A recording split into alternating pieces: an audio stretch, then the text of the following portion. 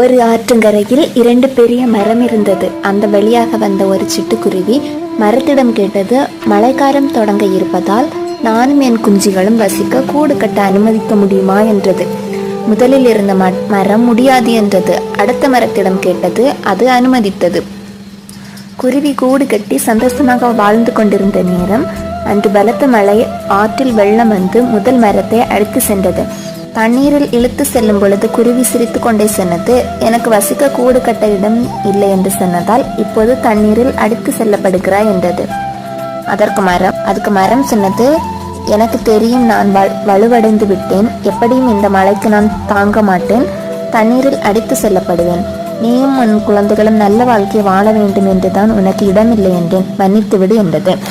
இதிலிருந்து உங்களை யாரு நிராகரித்தாலும் அவர்களை தவறாக நினைக்காதீர்கள். அவர்கள் ஏதோ ஒரு நல்ல எண்ணத்திற்காக கூட அதை சொல்லியிருக்கலாம்.